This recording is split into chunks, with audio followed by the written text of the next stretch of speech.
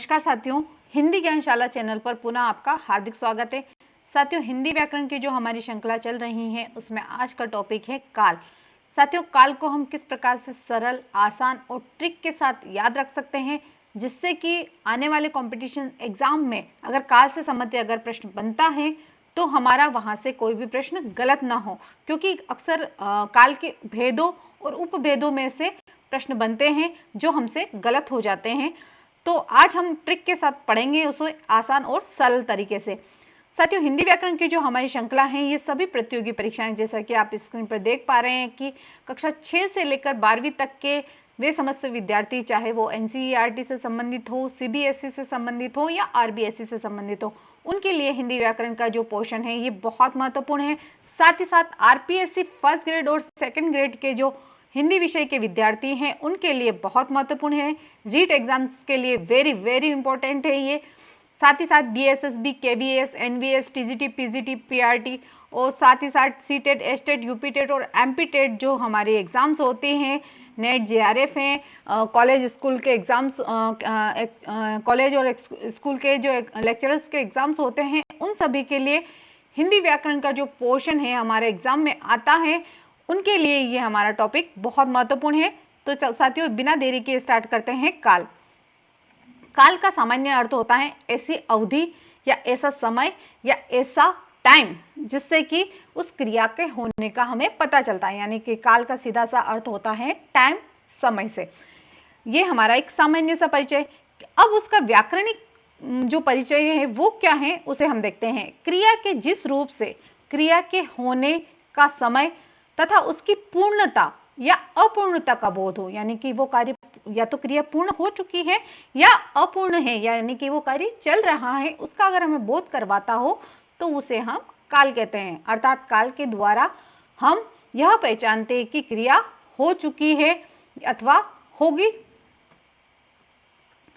ठीक है, तो ऐसी क्रिया जो कि वर्तमान समय में या तो चल रही हैं या हो चुकी हैं या होने वाली हैं, इन सभी का अगर पता लगाते हैं तो वो हमारा काल कहलाता है।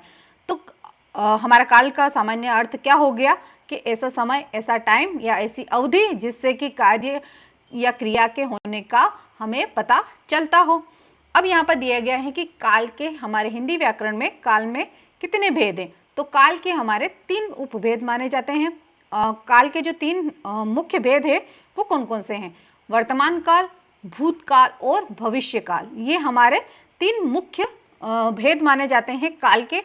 अब इन्हें हम डिटेल से और पढ़ेंगे कि पहला जो हमारा है कि वर्तमान काल क्या है। पहला ही हमारा प्रश्न बनता है कि वर्तमान काल क्या है।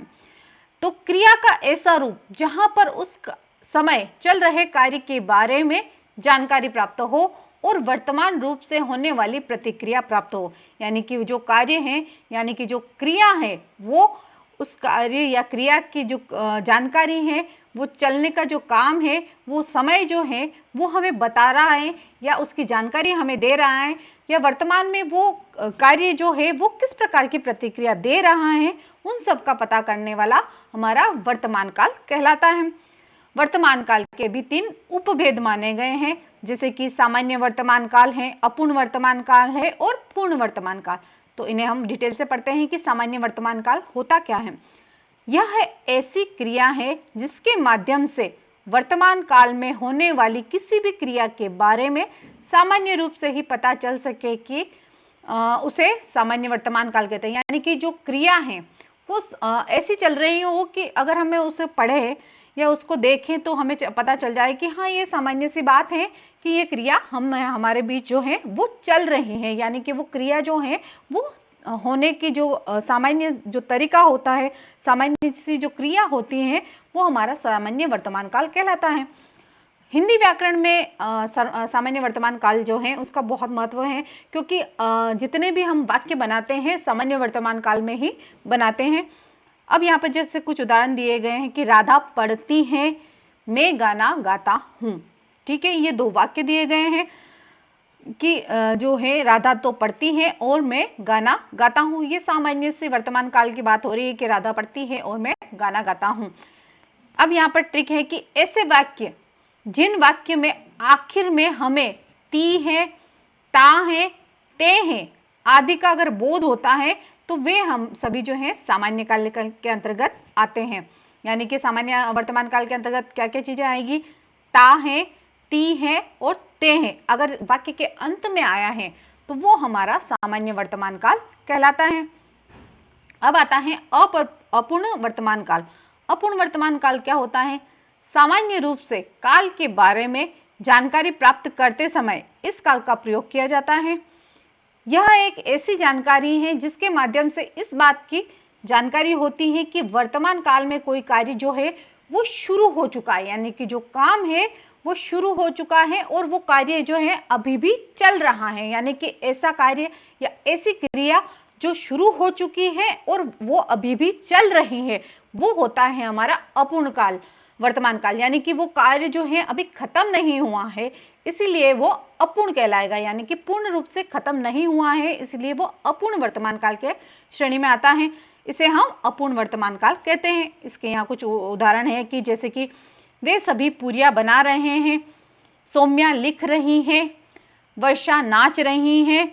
ये हमारे हैं सामान्य अपूर्ण वर्तमान काल के भेद। जैसे कि बालक खेल रहे हैं, वर्षा हो रही है, मैं लिख रहा हूं, चिड़िया उड़ रहे हैं। ये जो हमारे वाक्य हैं ये अपूर्ण वर्तमान काल के हैं, यानी कि क्रिया चालू हो चुकी है और वो अभी तक खत्म नहीं हुई है। ये जो इस चीज की जो जानकारी दिलाता है वो हमारा अपूर्ण वर्तमान काल है। यहाँ पर टिक दी गई है कि जैसे इन सभी वाक्यों में अपूर्ण वर्तमान काल की जानकारी प्राप्त होती है जहां पर कार्य के खत्म होने का कोई भी अंदेशा भी जताया जाता है। यहाँ की मतलब हो सकता है कि वो कार्य जो है अब खत्म होने वाला हो। यानी कि यहाँ पर कौन सी टिक लगेगी, रहे हैं, रही है और रही है। ये जो अगर वाक्य में के अंत में आता है तो वो हमारा अपूर्ण वर्तमान काल कहलाता है। अब आता है कि संदिग्ध वर्तमान काल क्या होता है। यह वर्तमान काल की मुख्य इकाई के रूप में देखा जाता है। यानी कि जो मुख्य इकाई है वो संदिग्ध वर्तमान काल है। संदिग्ध का अर्थ होता है कि अंदेशा, आशंका, यानी कि पता न चलना कि वो कार्य हो चुका है या नहीं हुआ है। यहाँ पर किसी भी क्रिया के स्वरूप को वर्तमान काल की क्रिया होने पर संदेह जताया जाता हो, यानी कि संदेह होता है कि यह कार्य जो है वो हुआ है, चल रहा है या हो चुका है। इस चीज के जो हमें जानकारी देता है वो हमारा संदिग्ध वर्तमान काल कहलाता है। जैसे यहाँ के उदाहरण देखिएगा आप, कविता पेपर लिखती होगी। अब लिखती होगी या लिख चुकी होगी या लिख रही होगी ये अब हमें पता नहीं है, यानी कि हमें अभी संदेह है उस बात पर। यानी कि जब भी आप कोई भी वाक्य पढ़े, अगर आपको लगता है कि उस चीज में संदेह सा दिख रहा है कि शायद जो शब्द है अगर वो आता है, अगर हम कोई भी प्रश्न बनाते हैं कि लिखती होगी, अब अगर हमें ऐसा होता है कि कंफ्यूजन की जो स्थिति होती है अगर हमारे सामने आती है वाक्य में, तो वो हमारा संदिग्ध वर्तमान काल कहलाता है। जैसे रमेश नल चलाता होगा, टीना पढ़ाई करती होगी। ठीक है, यहाँ पर जो वाक्य के अंत में होगा, होगी या होंगे अगर शब्द आया है तो वो हमारा संदिग्ध वर्तमान काल के अंतर्गत आता है। यानी कि ट्रिक क्या होगी हमारी, होगा, होगी या होंगे अगर कोई सी वाक्य के अंत में दिख जाए हमें तो वो हमारा संदिग्ध वर्तमान काल, यानी कि हमें अंदेशा भी रहता है इस वाक्य के अंतर्गत कि वो कार्य हो रहा है या हो चुका है या चल रहा है। ठीक है, अब आता है कि भूतकाल क्या होता है। भूतकाल का अगर हम सामान्य सा अर्थ देखें तो वो बीता हुआ जो समय होता है जो कि काफी समय पहले बीत चुका है, वो हमारा भूतकाल कहलाता है। अब देखते हैं कि क्रिया का वह रूप जहां पर बीते हुए समय के बारे में बात की जाती है, यानी कि ऐसी बात जो कि काफी समय पहले बीत चुका हो, उसके बारे में अगर कोई बात हो रही है तो वहां पर हमारी भूतकाल जो है वो लगेगा। या फिर बीते हुए किसी भी वाक्यांश के बारे में पता चलता है, वहां पर हम भूतकाल का प्रयोग करते हैं। भूतकाल के माध्यम से हम प्राचीन काल की जानकारी जो है वो प्राप्त होती है। यानी कि इतिहास जब भी हम पढ़ते हैं तो वो हमारा भूतकाल है, यानी कि जो बीत चुका है उसे हम इतिहास कहते हैं। और इसी से हमें भूतकाल की जानकारी जो है वो पता चलती है कि वो जो समय था वो अब नहीं है, वो समय बीत चुका है और काफी अरसा जो है उसमें हो चुका है। जो आज से कई साल पहले गुजर चुकी हैं। यहाँ पे कुछ उदाहरण दिए गए हैं कि मैंने कल फिल्म देखी थी, यानी कि फिल्म देखने का काम जो है वो कल हो चुका है, यानी कि जो वो समय है वो चला गया है। पिछले साल हम पचमढ़ी गए थे, यानी कि जो बात है वो पिछले साल की बात आ गई है। राधा कल अपने काम पर जा रही थी, यानी कि वो जो कार्य है वो कल जो है उस पर गई है। यानी कि यहाँ पर एक ट्रिक रहेगी कि कल, पिछले साल, बीता हुआ जो समय है, अगर उसकी हमें जानकारी मिलती है, सबसे बड़ी बात है कि देखी, था, थी, थे, अगर ये शब्द आते हैं तो ये हमारा भूतकाल के अंतर्गत आता है। और इसमें है ना जो बीता हुआ समय है, यानी कि कल, परसों, आज तो वर्तमान में आ जाएगा, कल, परसों, पिछले दिनों, पिछले महीने, पिछले हफ्ते, इस तरह के जो वाक्य आते हैं ये हमारे भूतकाल के अंतर्गत आते हैं। जिस वाक्य में आखिर में थी, थे, था अगर शब्द आता है तो वो हमारा भूतकाल आता है। ठीक है, अब भूतकाल के भी हमने 6 उपभेद किए गए हैं कि पहला है सामान्य भूतकाल, दूसरा है आसन्न भूतकाल, तीसरा है पूर्ण भूतकाल, चौथा है अपूर्ण भूतकाल, पांचवा है संदिग्ध भूतकाल और छठा है हेतुमत भूतकाल। तो इन्हें हम डिटेल से पढ़ेंगे कि सामान्य भूतकाल क्या होता है। जिससे क्रिया के कार्य के समाप्ति का बोध होता है, कार्य यानी कि काम के समाप्ति का जो बोध होता है उसे हम भूतकाल कहते हैं। यानी कि इसमें कोई निश्चित समय नहीं दिया होता है कि इस निश्चित समय में वो कार्य जो है वो हो रहा है। जैसे कि राम ने अखबार पढ़ा, अब निश्चित समय नहीं है कि उसने कब पढ़ा, सुबह पढ़ा, शाम को पढ़ा, दिन में पढ़ा या रात को पढ़ा, नहीं पता चल रहा है। सिर्फ ये बात आई है कि राम ने अखबार पढ़ा है, ये बात हो गई, यानी कि ये भूतकाल की बात हो चुकी है। राम गया, अब वो कब गया इसकी जानकारी हमें नहीं पता है, यानी कि कोई निश्चित समय नहीं है कि वो इस समय पर गया। अब यहाँ पर ट्रिक है कि कर्ता के साथ अगर ने का प्रयोग होता है, कर्ता जो है हमारा जैसे राम है, उसके साथ ने का प्रयोग होता है तो सदैव भूतकाल में है सकर्मक क्रिया या कृत्यवाच्य का जो प्रयोग होता है। यानी कि सकर्मक हमने पिछले वीडियोस में पढ़ी है, सकर्मक क्रिया क्या होती है, अकर्मक क्या होती है, वाच्य भी हमने पढ़ लिए हैं। अगर आपने नहीं देखे हैं तो पिछली वीडियोस में जाके उन्हें अच्छे से पढ़ लीजिएगा ताकि यहाँ पर अच्छे से समझ में आ जाए। तो वहां पर क्या होता है कि जो क्रिया है सदैव ही सकर्मक रहेगी और कृत्यवाची इसमें प्रयोग होगा। अब आता है कि आसन्न भूतकाल क्या होता है, यानी कि बीते समय में निकट, यानी आसन्न का अर्थ होता है समीप, निकट, पास, इसका और ऐसा समय या ऐसा जिससे कि निकटता हो या तत्काल या कोई समाप्त जो कार्य हुए वो अभी अभी समाप्त हुआ हो, तत्काल ही समाप्त हुआ हो, उसे हम आसन्न भूतकाल कहते हैं। यानी कि अब यहाँ पर ट्रिक है कि सामान्य भूतकाल जो है उसके साथ हम हैं जो शब्द हैं अगर ये जोड़ देते हैं तो वो हमारा आसन्न भूतकाल बन जाता है। जैसे कि राम ने अखबार पढ़ा है, अगर ये शब्द आया है, अगर इसके साथ हमने है लगा दिया तो वो आसन्न भूतकाल, यानी कि उसके पास जो है वो हमें उसकी निकटता का हमें बोध करा देता है। मोहन गया है, ये हमारा आसन्न भूतकाल का उदाहरण है। अब देखते हैं जैसे कि राम ने झगड़ा किया है, वह अभी गया है, उसने पुस्तक पढ़ी है, गाड़ी आ गई है, ये सारे क्या हैं हमारे आसन्न भूतकाल के उदाहरण हैं। अब आते हैं कि पूर्ण भूतकाल क्या होता है। ऐसा वाक्य जिसमें कि क्रिया जो है पूर्ण रूप से समाप्त हो चुकी है वो हमारा पूर्ण भूतकाल होता है। बहुत समय पहले कार्य जो है वो पूर्ण होने का जो बोध होता है उसे हम सामान्य जो है भूतकाल कहते हैं, पूर्ण भूतकाल कहते हैं। यानी कि अब यहाँ पर ट्रिक क्या है कि सामान्य भूत जो है उसके साथ अगर था जो शब्द है, यहाँ पर अगर हमने है लगाया तो वो आसन्न हो जाएगा। अगर हमने इन शब्दों का उपयोग नहीं किया और राम ने अखबार पढ़ा है, अगर हमें निश्चित समय का बोध नहीं होता है तो वो सामान्य हो गई, है का प्रयोग किया तो वो आसन्न हो गया, और था अगर हमने लगा दिया तो वो हमारा पूर्ण भूत बन जाएगा। जैसे कि था, थी, थे, ये शब्द जो है पूर्ण भूत के अंतर्गत आते हैं। अब आता है कि अपूर्ण भूतकाल क्या होता है।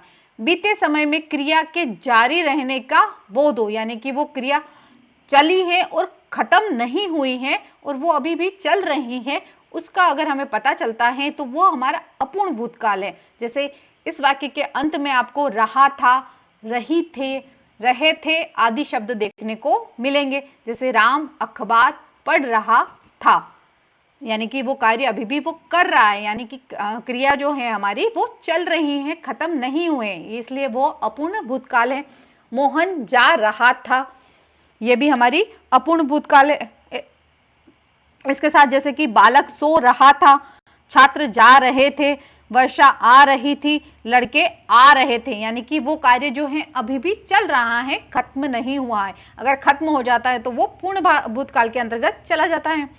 अब आता है पांचवा जो है हमारा संदिग्ध वर्तमान संदिग्ध भूतकाल। क्रिया के जिस रूप से कार्य के बीते हुए समय में होने का संदेह हो या अंदेशा हो, संशय हो, यानी कि वो कार्य हुआ होगा या नहीं हुआ होगा, अगर ये बात हमारे मन में आती है तो वो संदिग्ध भूतकाल, यानी संदेह हमें उसमें होता ही होता है। अब यहाँ पर नोट दिया गया है कि सामान्य भूतकाल की जो क्रिया है उसके साथ यदि होगा, होगी या होंगे आदि अगर शब्द हम लगा देते हैं तो वहां पर हमारा संदिग्ध भूतकाल जो है वो बन जाता है। जैसे राम ने अखबार पढ़ा होगा, मोहन जयपुर गया होगा, वर्षा हुई होगी, पत्र मिल गया होगा, वह पढ़ा होगा, लड़के आ गए होंगे आदि जो शब्द हैं हमारे संदिग्ध भूतकाल के अंतर्गत आते हैं।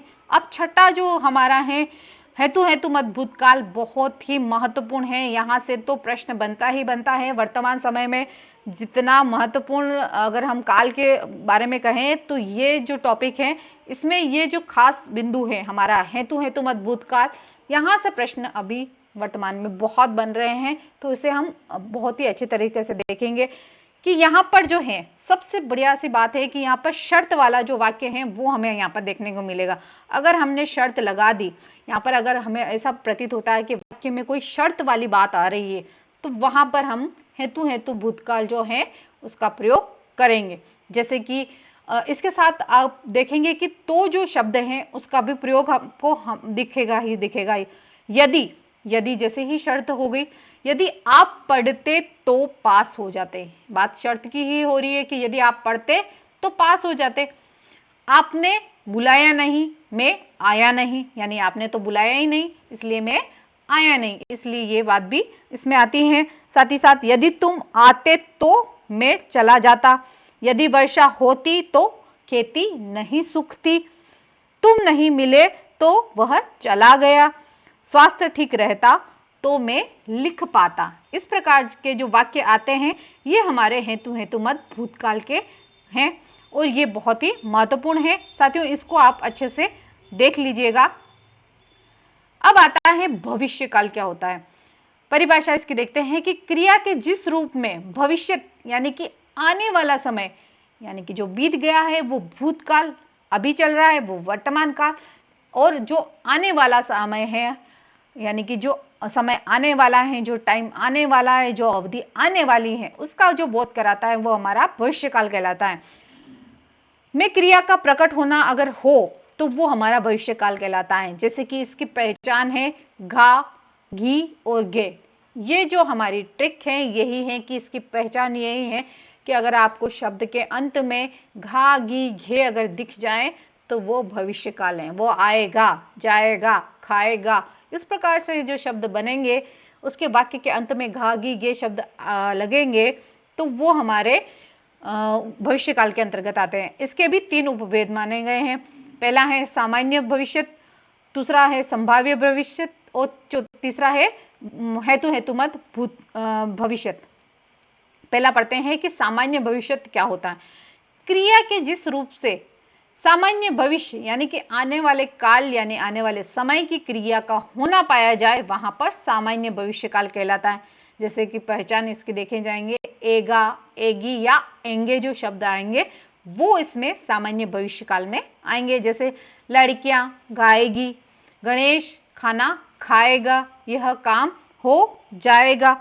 साथ ही साथ राम आएगा, मैं लखनऊ जाऊंगा, तुम चंडीगढ़, कुसुम चंडीगढ़ जाएगी, चांद 9 बजे निकलेगा। ये जो शब्द हैं ये हमारे सामान्य भविष्य के हैं। अब आता है कि संभाव्य जो है हमारा भविष्य वो क्या होता है। जहां भविष्य काल में होने वाली क्रिया के बारे में संभावना जो है या बल्कि इच्छा है आप कह सकते हैं, अगर प्रकट की गई हो तो वहां पर संभाव्य भविष्यकाल यानी कि संभावना जो होती है उसकी, अगर किसी वाक्य में किसी बात की अगर हमें संभावना दिखती है तो वो हमारा संभाव्य भविष्यकाल कहलाता है। इसकी जो पहचान है, हमारे स्वर जो हैं ए, आई और ऊ जो है वो जो वाक्य हैं उसके शब्दों के अंत में आपको दिखेंगे। जैसे कि इसके बाद में क्या करूं, ऊ की जो है मात्रा वो आई है। संभव है आज वर्षा हो, यानी कि संभावना जहां पर अक्सर आपको यहाँ पर जो है, यहाँ पर संभव, संभवतः, शायद जो शब्द हैं यहाँ पर आपको देखने को मिलेंगे संभाव्य भविष्य में। अब आता है कि हेतु हेतुमत भविष्य, जहां कारण के योग में कार्य का होना पाया जाए, यानी कि कोई कारण होगा उसके साथ कार्य होना पाया गया हो, वहां पर हम हेतु हेतुमत भविष्य काल लगाते हैं। यानी कि जहां पर एक कार्य को होना दूसरे कार्य पे निर्भर हो, यानी कि एक कार्य होगा तभी दूसरा कार्य हो, अगर ये बात, अगर यह कंडीशन अगर वहां पर आती है तो वो हम हेतु हेतुमत भविष्य काल कहलाता है। तो जैसे कि यहाँ पर बिजली चमकेगी तो वर्षा होगी, यदि बिजली चमकेगी यानी कि एक कार्य बिजली चमकने का कार्य होगा तभी वर्षा होगी, यहाँ पर दूसरा कार्य जो है वो होगा। साथ ही अध्यापक जी आएंगे तो पढ़ाई शुरू होगी, यानी कि अध्यापक आने पर ही पढ़ाई होगी, यानी कि यहाँ पर जो है एक कंडीशन जो है हमारी वो लगती है। तो साथियों आज हमने काल को अच्छे से सरल और ट्रिक के माध्यम से पढ़ा है। साथियों आपको मेरा वीडियो कैसा लगा कमेंट बॉक्स में जरूर लिखिएगा। साथ ही साथ वीडियोस को लाइक कीजिएगा, शेयर कीजिएगा और चैनल को सब्सक्राइब कीजिएगा और अपने साथियों तक जरूर पहुंचाइएगा ताकि वे इनका लाभ ले सके। धन्यवाद।